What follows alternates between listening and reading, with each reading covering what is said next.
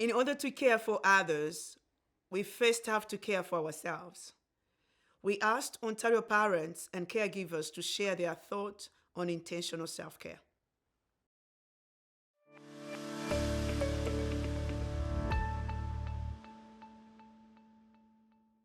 Self-compassion is how you take care of yourself.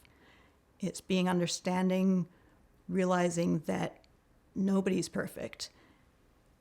Even though it seems like as a parent, people have so many expectations on you that you're there for them, you need to remember that you're doing your best and you need to take care of yourself as well and forgive yourself for the mistakes that you're bound to make.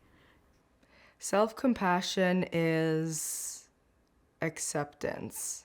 It's accepting yourself for who you are, your strengths and the things you need to work on. It's accepting your feelings.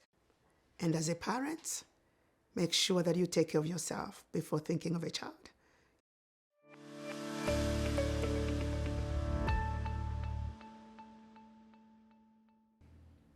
Self-compassion is not being selfish. It's not being self-centered. It's not considering yourself more than others. It's not looking at your own interests more than others. It's not focalizing on your care and forgetting other people. It's about you and taking care of yourself.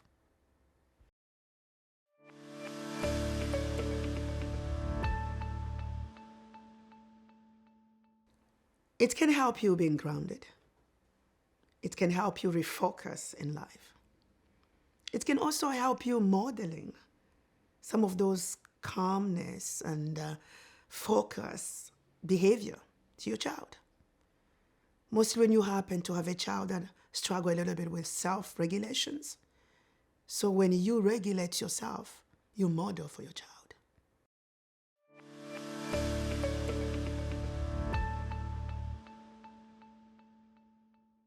I think some of the challenges to self-compassion are big feelings of frustration or disappointment. That can make it challenging to be kind to yourself, to offer yourself that reassurance and support. There's a lot of challenges. There's the time constraint. Everyone is so busy. There's so many things that has to be done. And the parent is like the last person that looks after themselves because they look after everybody else.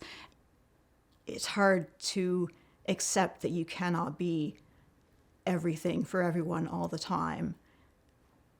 And as a busy parent, particularly if you have more than one child, it's hard to remember in all the busyness that you just need to take time for yourself.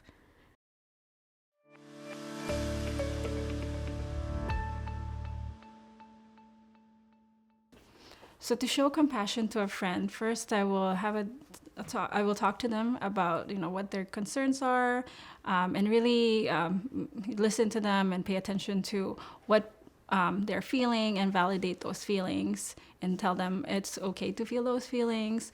Everybody goes through that sometimes, and then kind of ask them what their goals are and what kind of solutions or suggestions they might have on how to accomplish that goal, and also offer advice on what you think would work, and then see from there. I would show compassion with empathy and understanding that we all have good days and we all have days where we struggle, and by offering reminders that that is true and that it's okay to be human. So it's important to share our own experience in order to let our friends know that he or she is not alone.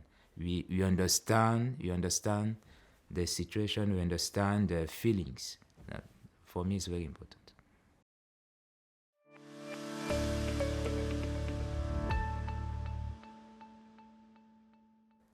You can practice that by noticing what is going on with yourself.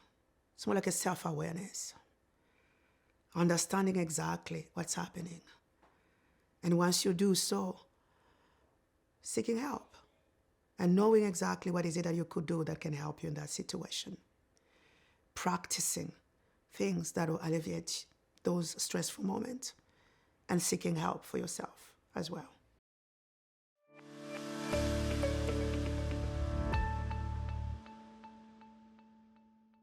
For me, self-care starts with boundary setting. First, making the time and prioritizing taking care of myself. I have a routine every morning.